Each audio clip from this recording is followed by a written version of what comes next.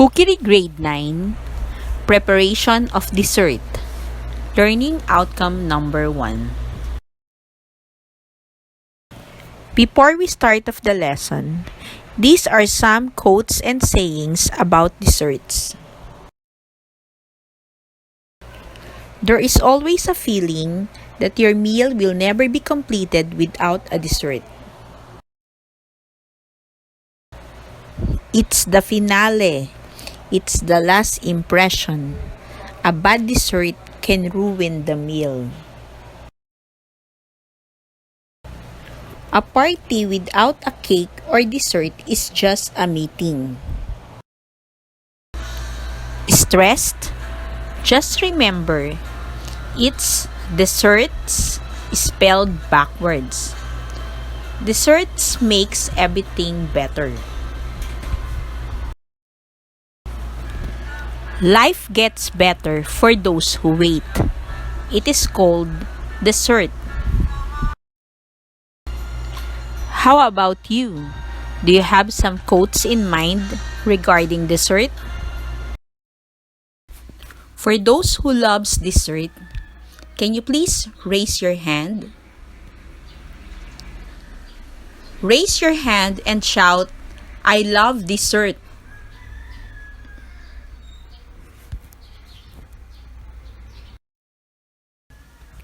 Okay, put down your hands and listen again. Our topic is about dessert. Dessert is usually sweet course or dish served at the end of the meal. The following are some reasons for eating desserts and sweets. Dessert balances out a meal and gives closure to the meal. Closure means it is the last food that are going to be served. Eating dessert is an opportunity to experience different flavors and textures that you cannot get in other foods like vegetables and meats. Our mouth contains specialized receptors for the sweet taste. When they recognize a sugar molecule, they turn on a signaling pathway that reaches the brain and stimulates the feeling of pleasure. We prepare sweet since a sweet food in nature is usually good quality, especially the sweet fruits, which is rich in many nutrients. Dessert can be an opportunity to be creative. You can make interesting mixtures that you otherwise may not have thought of. The never-ending job of the recipe developer is consistently whip up something new in the kitchen, creating wow moments to indulge the mouth-watering experience. Dessert innovation is an everyday consideration for those who are seeking traditional, new, and creative desserts. Types of dessert and their characteristics. The first type of dessert is the fruit dessert. The simplest dessert and one of the best are fruits because they are nutritious, appetizing, and easy to prepare and serve. Characteristics of good fruit dessert. Appetizing aroma, simple, and it should be slightly chilled. Cheese is another excellent dessert that is ready to serve. It is made in all parts of the world from a variety of milks from cow, goat, and sheep. Cheese differs depending on the kind of milk used, the kinds of cheese-making procedures, the seasonings, and the ripening process also distinguish its variety. Each variety has definite character, a special appeal, and a particular uses. 3 general types of cheese based on consistency. The first type of cheese is the soft cheese. The example of these are cottage cheese, cream cheese, and curd cheese. Such cheeses are soft and spreadable with a mild flavor. The next type of cheese is the semi-hard cheese. Cheddar, Edam, and Asiago cheese are examples of these cheeses. Such cheeses are firm, crumbly, and can be sliced. The last type of cheese is the hard cheese. Parmesan, Romano, and vintage Gouda cheese are examples of hard cheese. They are crumbly and dry and great for crumbling and grating.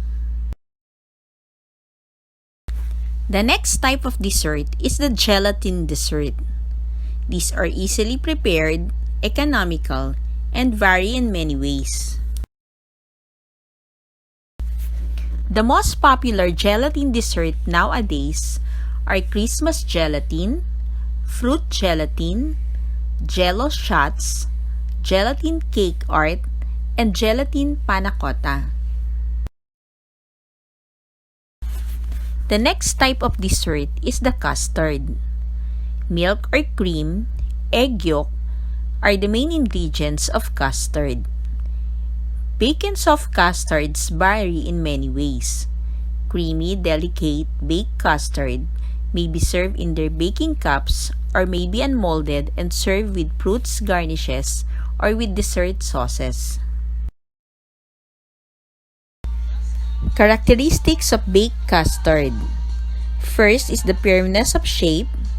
Second, smooth, tender texture. Third is the rich and creamy consistency. And lastly, it has excellent flavor. The example of baked custard are the egg custard tarts, baked raspberry custard, caramelized baked custard, and egg custard pie. Characteristics of soft custard. It has velvety smooth texture and rich flavor. Example of soft custard are caramel custard or leche flan, bariatric egg custard, basic soft custard, and vanilla custard. The next type of dessert is the fruit cobblers. These are not fruit pies. They have a depth of 2 or 3 inches and are topped with biscuit dough rather than being made with pie crust. These may be served either hot or cold. Example of these are fruit cobblers, peach fruit cobblers, and berry fruit cobblers. The last type of dessert is the frozen dessert. Ice cream is an example of frozen dessert. Smooth frozen mixture of milk, cream, sugar, flavorings, and sometimes eggs are the ingredients in making ice cream. The next type of frozen dessert are the sherbet and ices. American sherbet contains milk and cream and sometimes egg white. Egg whites increases smoothness and volume. Ice contains only fruit juice, water, and sugar. Sherbet is not quite ice cream and not quite sorbet. It is made with fruit and water, but also has the addition of dairy, usually milk or buttermilk, and sometimes egg whites. This gives it a slightly creamier texture than sorbet, as well as lighter pastel color. Ices. This may be based on flavored water, usually fruit purees, and flavored syrups. Example of these are snow cones, shaved ice, and fruit ices or frosties. This is Maylene Huliganga. Thank you for watching.